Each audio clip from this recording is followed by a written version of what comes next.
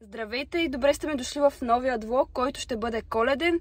В момента зареждаме на бензиностанция и се запътваме към Шумен. Просто нямам търпение вече да се видя с нашите.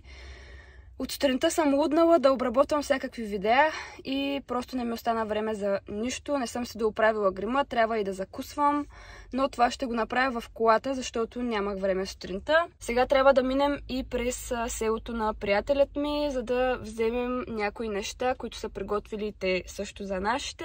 Всеки прави нещо за нашите, защото се прибират от Италия. Ашли, готова ли си за път? Да видиш майка си?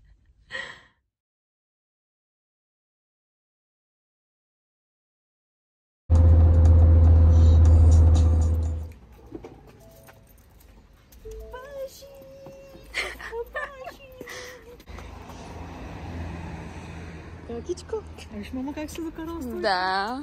И что там? Милата. Първо иска да кажа, ами слушал ли си в детската градина? Да. Мама слуша ли я? Да. Не видяваш по-голям нямаше.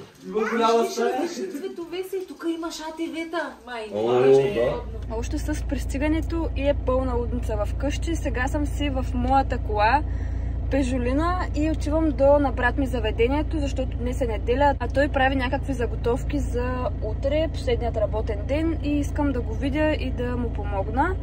За тези от вас, които не знаете, не са запознати, имам двама по-големи братя, така че сме 3 деца в семейството и наистина съм свикнала постоянно да е пълна лудница. Чакам да загрее колата, взимам си цигари и отиваме към заведението. Ако мога, ще ви покажа, ще ви снимам малка част. Сега отиваме до брат ми да видим какво прави, защото е самичък и ми стана много жал, че в неделя работи.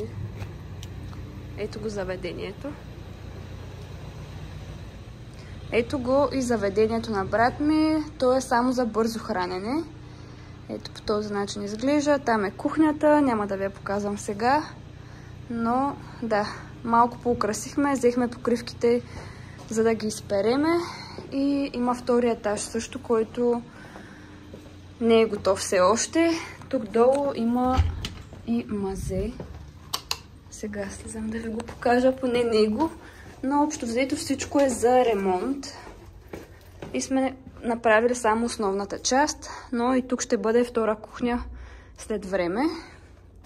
Ето така изглежда. Тук имаме зимнина, естествено. Няма как. Само тук основната част сме я оправили и ремонтирали. Супер готино. Покажи се за моя влог. В момента е 10 часа сутринта и аз закъснявам за фризьор. Втори ден подред аз съм с трета нова кола. Днеска съм взела джипа на нашите. Ще бъда с него, ще си свърша задачите. След фризьора имам да ходя до Пепко, до Дъглас, да взимам някои неща като подаръци, да опаковам подаръци, да украсим елхата. Малко по-късно украсяваме елхата, но нямаше кога. Все пак вчера се прибрахме. След това в 2 часа съм на маникюр, отново в същия салон. Ще ви снимам доколкото мога. Трябва да видя какво съм се записала още в ноутс, защото там се пише разни неща, които трябва да свърша, за да не забравя нещо. Мислех днес да потренирам, но няма да ми остане никакво време, така че и днес ще почивам. Надявам се да имам утре поне малко свободно време, да направя малко ластици. Ако не отида на фитнес, поне вкъщи малко да тренирам. Ето го и салонът. Нямам търпение да ги видя. Ехо!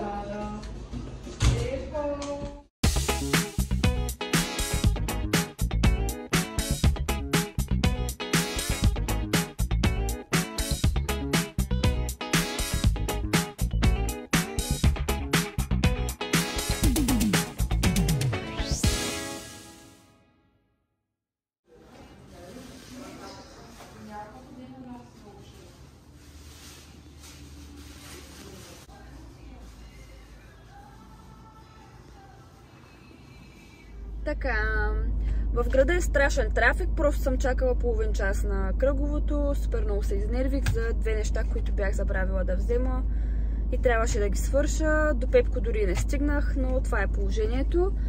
Ходих до Дъглас, в Шумен имаме Дъглас и взех ето тези две серумчета на Dior Danari. Тази година си бях казала, че няма да подарявам на никого подаръци, но просто ми става всеки път неудобно, че хората ми взимат и аз трябва да взема нещо, няма как. И тъй като по черния петък взех на майка ми козметични продукти, корейски, и баща ми остана на заден план, така че вчера ми стана кофти за него. Днес да му взема чорапи, защото той е маняк на тема чорапи. Сигурно има 70-80 вида от всеки различен цвят по 2 чифта. Докато бях в Дъглас, видях, че в Теодор има секция на Христо Стоичков и реших да му взема тези чорапи в по-нестандартен цвят. Тук пише Стоичков и да му ги опаковам и той да мине с една книга за четене и чорапи. Така че това е, поне си свърших половината и по-важни неща. Трябва да извадя след това елхата и да украсяваме заедно. Така че ще се включа по-късно за вас след сега. Току-що си направих и маникюрът. Вече съм напълно готова. Аз обичам много изчистени маникюри. Отдолу ми го е направила като френски с малко блясък. Много яко. Много ми харесва.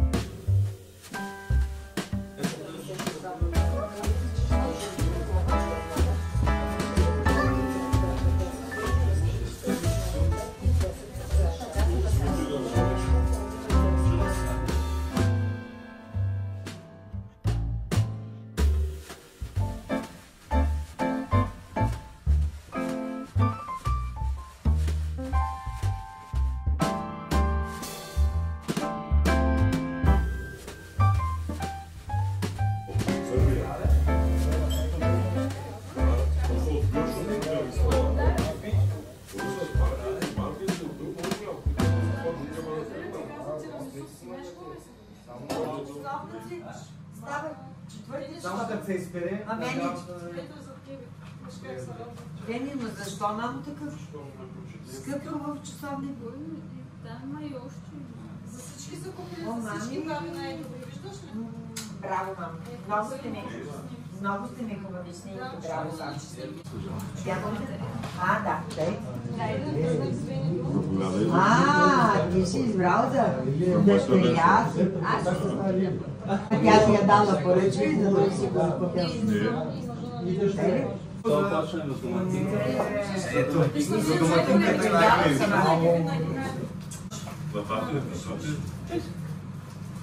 Сега мои бисквитки с мед и чисто масло, с моята звездичка. Обратно ръкавицата на дясната ръка, а с лявата ще бъркаш, после ще ги изперим. Така, готово. Сложени?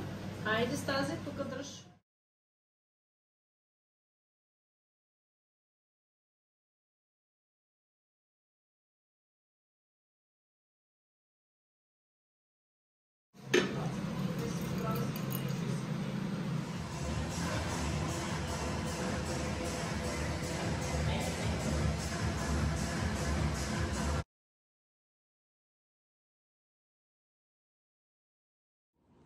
Здравейте от днешния ден. Днес е Коледа, 25 и в момента е към 12:01 часа на обяд. Ние вече се оправихме, отиваме при леля ми, там ще се съберем цялата рода и ще се видим, ще си хапнем, ще си пинем, а по-късно ще си бъдем отново семейството в къщи. Вече сте видели кадри от снощи, на бъдни вечер бяхме се събрали всички, цялото семейство в къщи и си подарихме по-голямата част от подаръците, защото не издържахме до днес.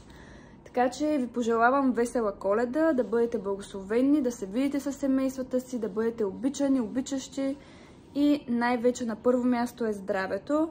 Така че надявам се да се прекарате добре на този светъл празник И сега бързам, защото нямам време и отново закъсняваме пак, така че ще се включа направо от Леля. Вече сте видели кадри от украсената ми елха. Доколкото можах я украсих. Вече почти не са останали подаръци, както виждате. Тази пандела вчера в последният момент ходих да я взема от Пепко, защото се бях наумила да има пандела и по-малки панделки.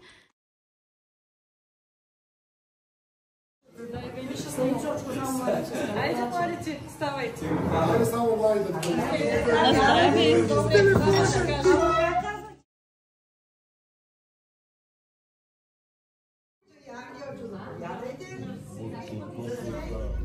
То се е видял, че от колата ще снимам повече, но вкъщи е пълна лудница и нямам къде да се осамотя, за да ви кажа какво се случва. Днес е 26-ти, сутринта ходихме с брат ми до село, за да запалим свещ за двамата ми дядовци и едната ми баба, които не са сред нас, за жалост, но такъв е живота, така че уважихме и тях. После се прибрах, изкъпах се, хапнах и сега идвам с една приятелка, за да се видим, защото доста време не сме се виждали, още може би от лятото. Тя живее в София, така че сега всички са се прибрали за празниците и ще се видим набързо за едно кафе.